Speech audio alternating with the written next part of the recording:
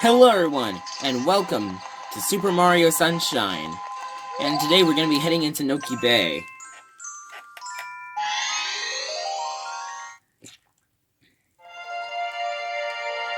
Uncork the waterfall. So, let's talk to this guy. Welcome, Master Mario. Welcome, Master Mario, I presume? We've heard much about you. Yes, and all of it good. As for me, I'm just an old man who loves nothing but fishing. But lately I've had this terrible problem. Look up there.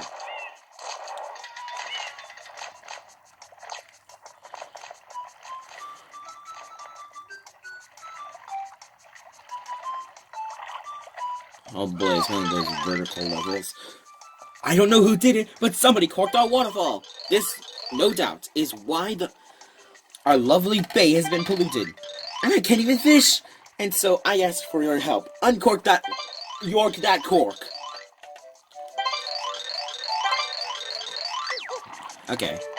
But I have to say, you don't know who corked the waterfall, yet you tell me to kill the guy on the cork. I don't know. I'm not a detective, but I'm sure that one would think that the person that is sitting on top of the cork right now is probably the guy who corked the waterfall. Though it is kind of interesting to think about how the cork got into the waterfall in the first place.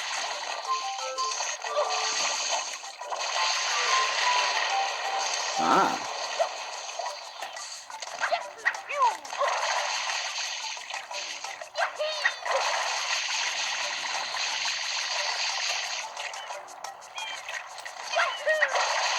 I feel like this is an interesting thing. Throughout the game, you learn of Mario's redemption throughout the entirety of the game. Like, for example, in the beginning of the game, he was arrested because people thought that he looked like somebody else, a foreigner, really, who had no standing in Isle Delfino. And now, his reputation is spreading.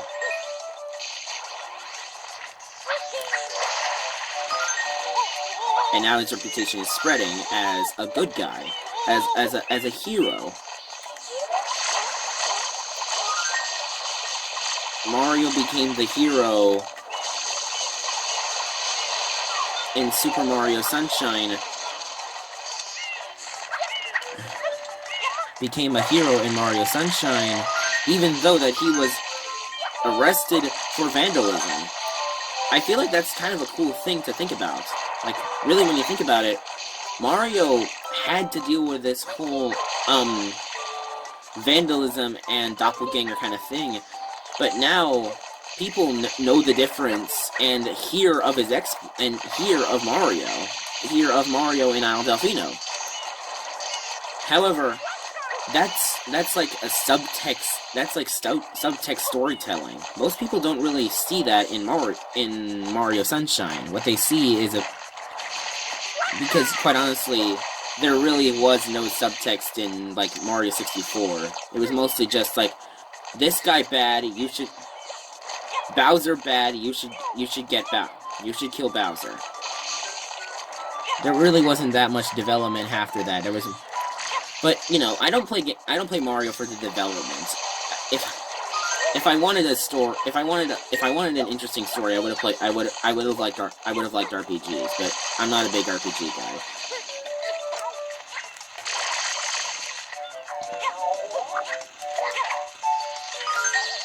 Okay, got him.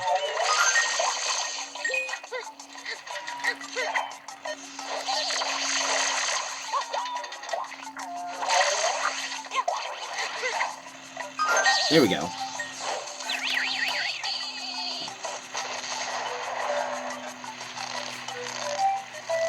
But that's just kind of a thing to think about. Mario Sunshine talks about Mario's capture, escape, redemption, and all alone telling, and all via subtext. Like, if you talk to NPCs, they'll see, oh, you're that... like in the earlier game, you would see characters telling you like, "Hey, you're that criminal! You're that criminal who vandalized our poor city." And then first the hotel owner's just like, "Ah, Mario, please come in." And then later on, people are just hearing of Mario, not seeing him before trusting him. Okay. Mario, thanks for all your help earlier. That was truly spectacular. Would you mind being my new teacher? I mean, never mind. My grandpa is up ahead and he wants to tell you something. Ah, I thought that was the possessive. No, that's the contraction. I thought that was the possessive. I thought that was the possessive grandpas, not grandpa is.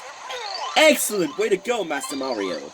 You've returned our waterfall to normal! Bravo! What's that? The ocean's still dirty? Strange. It looks my theory was way off! And that's okay. I think I've gotten a lead on a real cause. Now this may not seem like much of a reward, but I'm going to reveal you one of Noki Bay's deepest secrets. Yes, kinda. This bay actually contains the tomb of an ancient Noki king. When you spray water on the wall paintings, a path usually opens. It's almost like magic!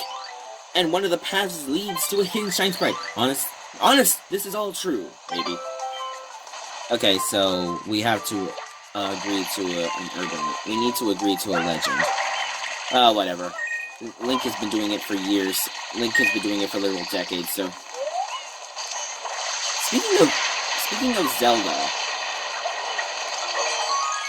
Like, you know, this video... 3D All-Stars? It's like the celebration of Mario's 35th anniversary in some respect.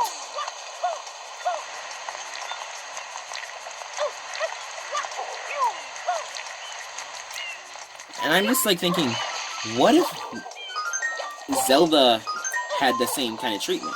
I'm not exactly sure what they would do. Like, okay, so here's my predictions for a 35th anniversary Zelda game. If one of these is true, then I just want one of these to be true. And I'm just gonna base these off of the All-Stars kind of off like the All-Stars thing that Mario did. I'm gonna say Twilight Princess and Wind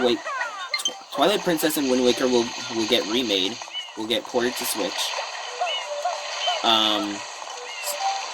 The Legend of Zelda Game & Watch will be re-released as an anniversary package.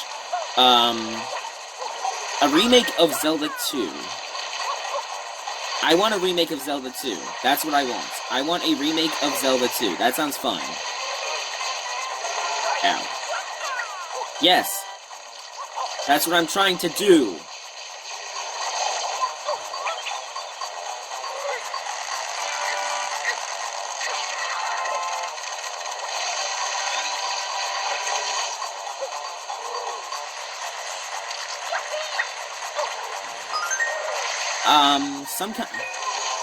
Some kind of Breath of the Wild 2 release date.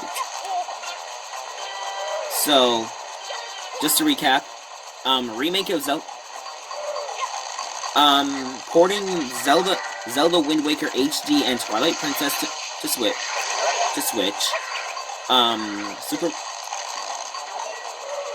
Zelda 2 remake. Yeah, like Zelda 2 remake, Zelda Game & Watch remake, Zelda Game & Watch re-release, because you know, they had a Game & Watch, and they kind of failed with the Mario Brothers Game & Watch. Like, they literally didn't do their homework. You know what yeah, that's like one of the things about the Mario Brothers Game & Watch. I wanted to complain about this, but I think I'm gonna, like, save it for a video. Maybe one day. I'm probably gonna save it for a video one day, but basically, the one gripe that I have about the Game & Watch one is its price point, but that's like a thing. I mean, it's a collector's item. It wasn't really made for value. It was made for novelty. But the 3D All-Star, but the Game & Watch, they literally didn't talk about it. They literally didn't talk about anything about, oh, what about, they didn't include the Super Mario Brothers Game & Watch game. They literally remade Ball. Why did they remake Ball? There is literally a Game & Watch out there that was called Super Mario Brothers. It was re-released a couple times, and once with the crystal screen, once with the widescreen. It never was re-released outside of that. What happened? I don't understand. It's just so dumb to me that they never even considered. Oh wait, we're making a Mario Brothers Game & Watch, and it's literally modeled after the first one. Why, the answer to our polluted problem, and that, of course, is you. You must go to the ocean floor. Of course, that's impossible for you at the moment. Therefore, I have made an area to test your to hone your skills. Beep bop. Okay. Flood. Just grab some regular coins. Okay. He puts a fishbowl on our head, and he forces us to swim, or not swim. Actually, we need to hover.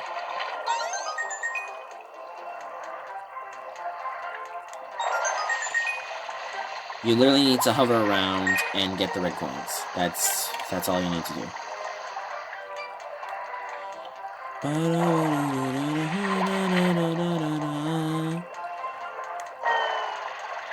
I kind of just want, I just want either Zelda 1 or Zelda 2 to get remade, because I think it's long overdue. Let go. That's what I really want. I just want Zelda 1 or Zelda 2 to get remade, because it's been a long time coming. Come on. That's what people want, I think. I mean, Mario has been remade multiple times throughout the years, and Zelda has not gotten a single remake. Zelda 1 has not gotten a single remake, even though it is the first in its series. Like, imagine if Mario 1 never got remade. Like, we have 3D All-Star. Like, the only remake of Zelda 1 that I know of was, there was a that isn't a re-release. Because I count that as like a port or something. And what I really want, what I really think about, is that Zelda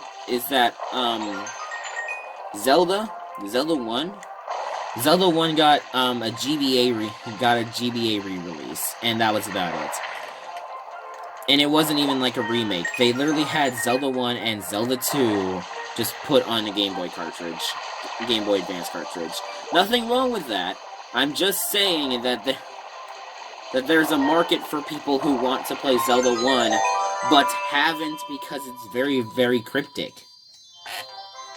The only remake I heard of was Japan's Satellaview, and it wasn't even a proper remake. It was just a reimagining of Zelda 1. It just was linked to the past graphics. And it hasn't been released officially in the States. Come on.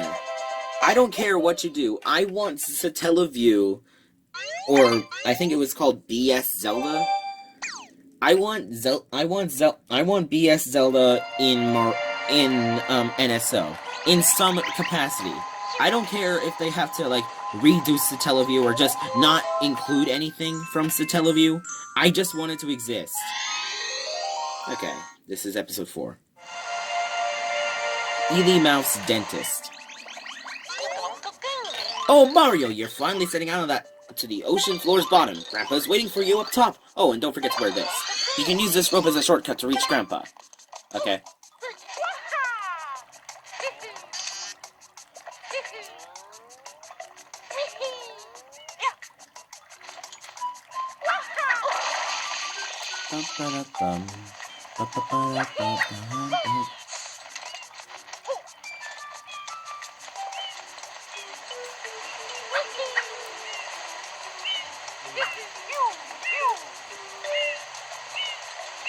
think you just need to hit up to the waterfall.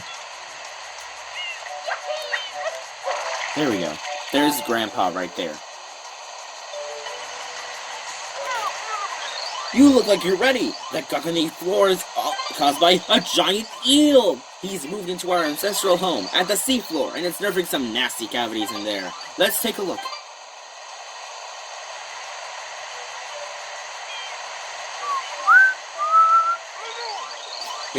The newly uncorked waterfall has created a gap in the pollution that you can use as an entrance. Jump right in there, dive to the bottom of the ocean, and clean that eel's teeth. Doing so will ease his pain, and he will return from whence he came. No doubt about it. Now gather your courage and dive. You had no doubt about the cork. But, whatever.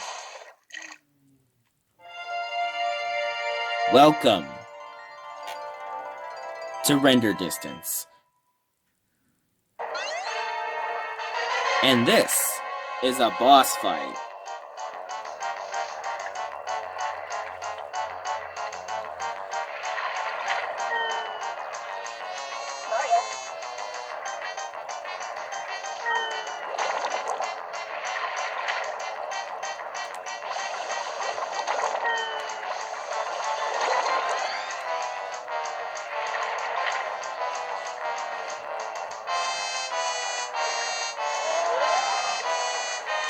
You can actually go into first-person mode and clean the eel's teeth that way. But you can also use the hover nozzle as well.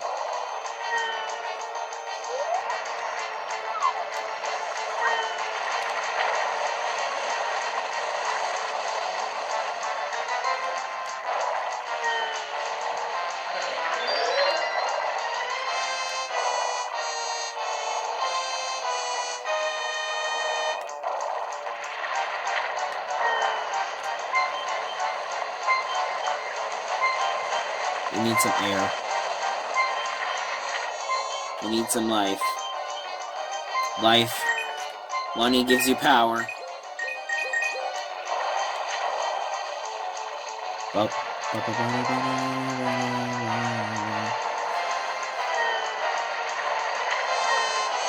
Ah, shoot.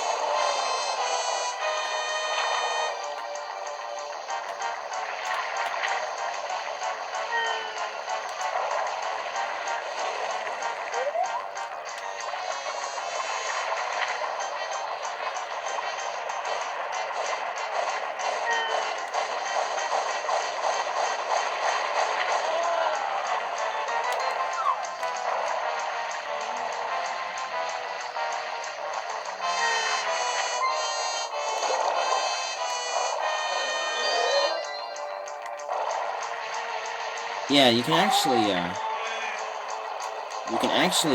clean up. You can actually, regain some of your health from the tears, actually. It's actually kind of interesting. Not a lot of people know that. But I watched Game Champ's video, so... about beating, Sunshine Hoverless. It's actually kind of an interesting video. I recommend watching it.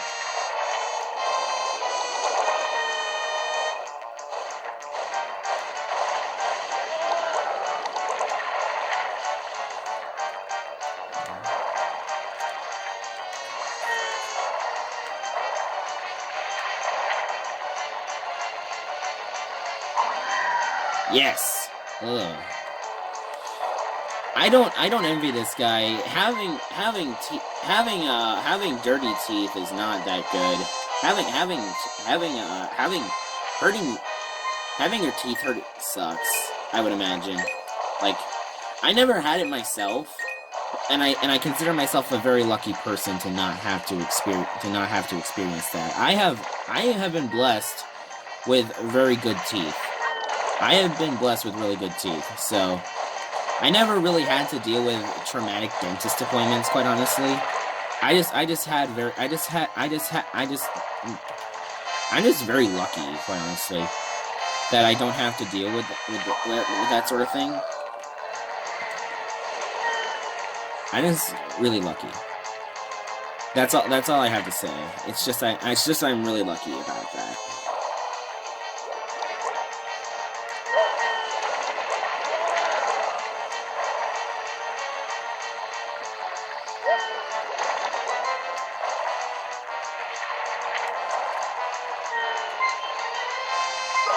Yes! Remember to take proper care of your teeth.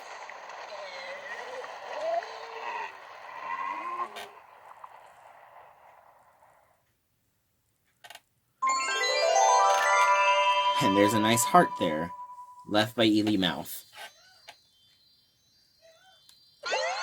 Oh, good.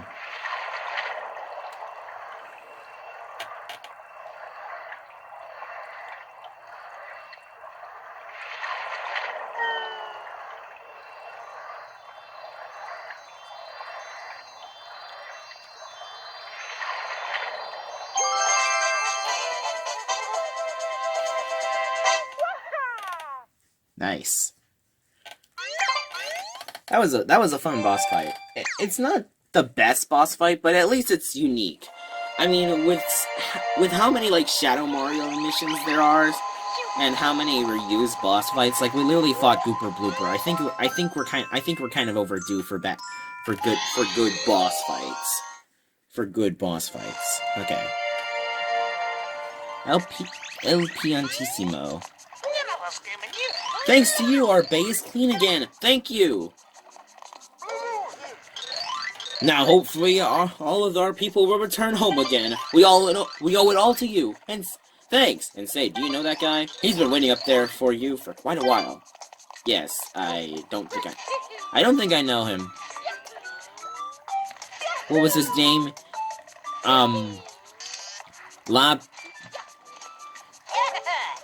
Ho ho, foolish man! I am Il Piantissimo! Yes, that is me! And now I challenge you to a race to that flag! To that flag!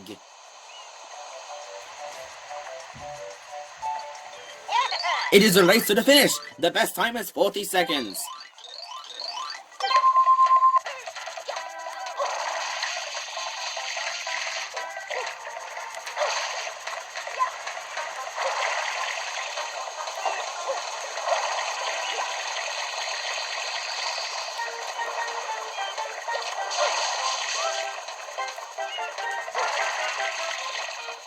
It's amazing they say the fastest way between 2 points the fastest way to get between 2 points is a straight line. He's literally going in a S. Hoo ha wheeze! You are speedy! You are like a fish! You may not be the slow clam chomper I took you for. Maybe race again. Watch for me. Right. Okay.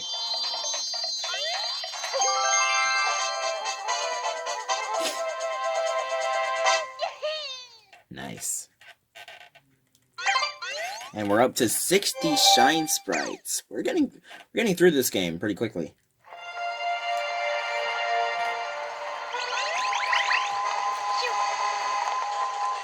So, with that, thank you so much for watching, and I hope to see you soon for more Super Mario Sunshine, and we're going to be finishing up Noki Bay, and I'll see you all then. Take care.